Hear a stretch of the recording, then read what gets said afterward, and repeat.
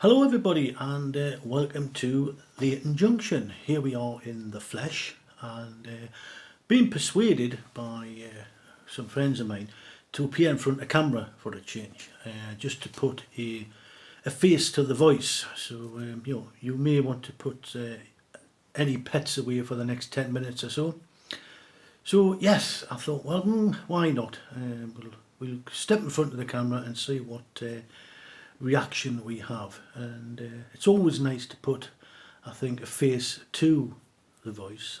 I watched I think it was New Junction, and he did a video interview with Dave Class 47. That's a channel I've followed for many years, and he has one of these what we call a Jackanory voice, which is it's just a very nice, easy listening voice.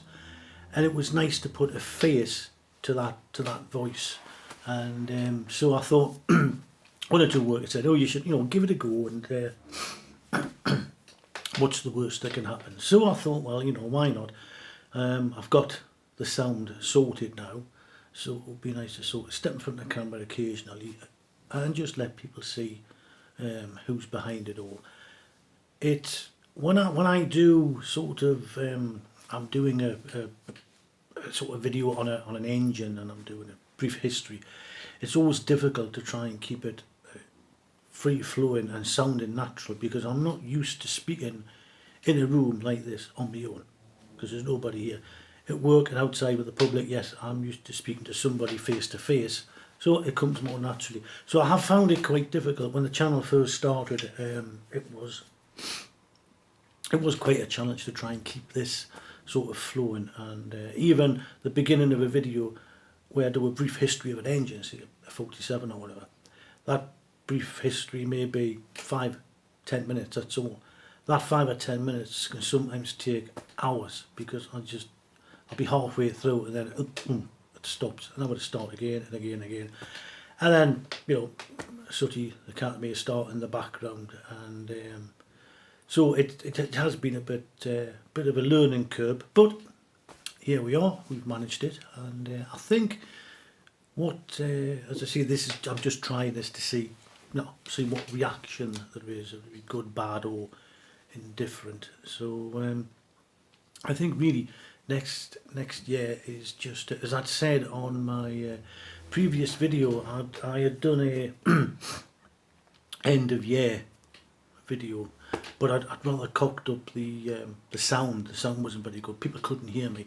It was because the software I had for the mic was the wrong version. So anyway, I've cured that. So it was a shame, because it rather spoilt, which was otherwise would have been quite a good video. It was well received, and it took quite a while to put together, because I had to hunt out all the various clips over the last 7 months, because I tend to keep everything I do, just in case I need to do something like that. So never mind, that's the way it is, it's not the end of the world. It's you learn from your mistakes, and as I say, it's all part of the hobby. It's after all, it's not the BBC, it's just a bit of fun. So hopefully now we've got the sound sorted, what am I going to do this year? Hoping to keep the channel sort of fresh and interesting for people. I'm not one for, to be honest, doing reviews. There's other people on other channels do it far better than me, so I'm going to leave that to them, because I quite enjoy them. But I'll continue to do the brief histories of various engines. I've got some new stock coming. What I got for Christmas, Santa was very good to me again. Thank you to our Richard. And also other little bits and pieces, to try and, what I'm going to concentrate on is probably the history of these various engines. And I think when the layout comes up to its first birthday, which it will be in the spring, I may delve a little bit into the history of my family and its railway connections. My late uncle was an engine driver for British Rail in the day when it was British Rail. He used to work from Liverpool Lime Street. That's got a good rich history, so I may concentrate on that sort of thing. There is also, finally at the back end here, I've got pardon me, the back end of the layout finally sorted out and tidied up, so there's new shots I can get from there. I have a new station, new platforms, so there's more new shots, because everybody knows you are slightly restricted to how many different angles you can get on your layouts. So hopefully this coming year there'll be a few new shots, and I need to get some lights put in the top end up here for the station house, booking office and the platforms, which I have got, which is going to kindly solder them for me, as I'm not really very good. I'm waiting to get my cataracts done, and then I can do the fiddly stuff again, because I'm starting to struggle a little bit. And I'm going to have another go at this tunnel.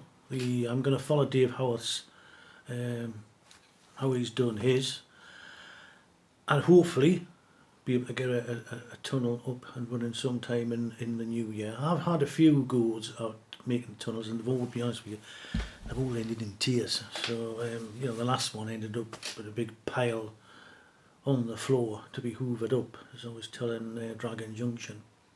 I think the divots are still in the floor, to be honest. The neighbours thought I'd gone completely potty. I'd spent weeks on this tunnel, and it was a dog's dinner. It was absolutely awful. But there you are, that's part of the hobby as well. You know, you have your successes, and you know, you have your failures as well. So anyway, it was swept up, put it in the bin for another day, and I thought, well, I'll just leave that, because you know, I just it's not going to work. So I'm a bit calmer these days. So yes, going to have a go at the tunnel. The gantry worked out okay. The lights look good. They work. The top end of the layout in the corner, I don't know what I'm going to do there.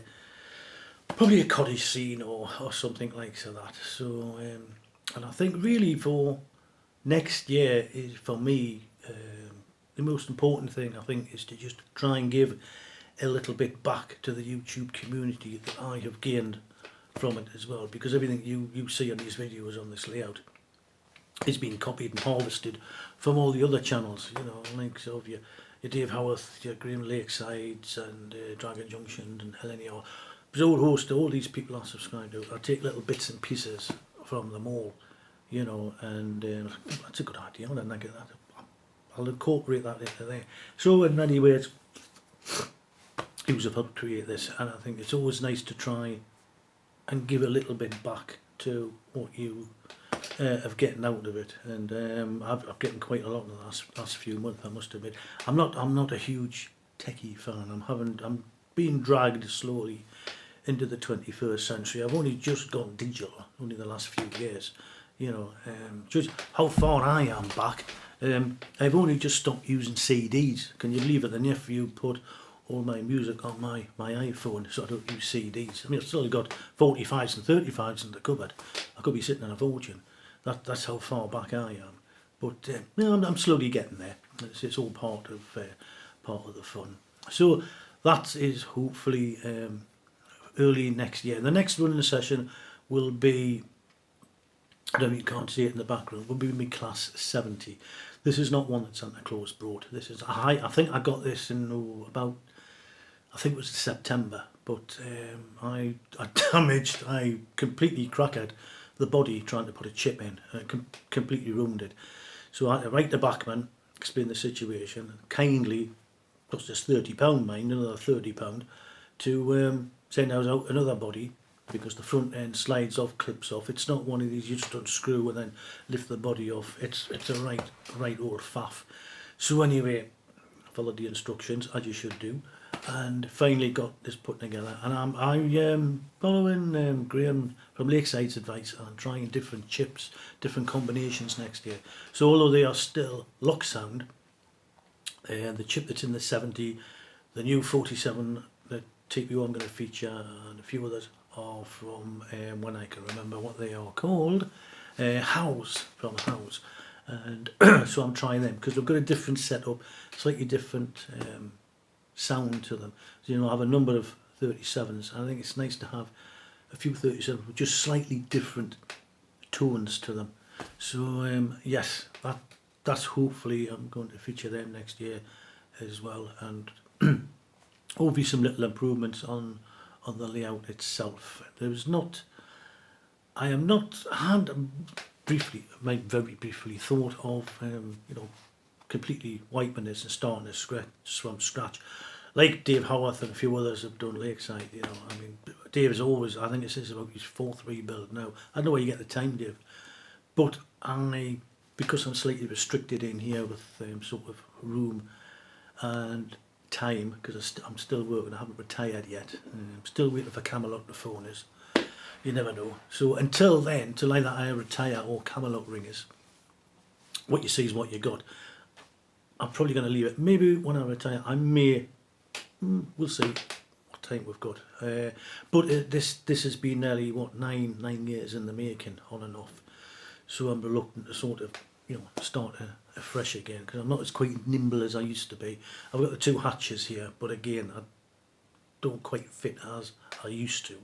So we'll see. You never know what's round the corner, and as I say never. But so anyway, that's the plan for next year, and just to wish everyone a very happy new year, and thank you to all the new subscribers who have jumped on board, if you pardon the pun, and enjoy the rest of your holidays, and we will speak to you soon. So bye bye for now. Thanks for watching. Bye bye.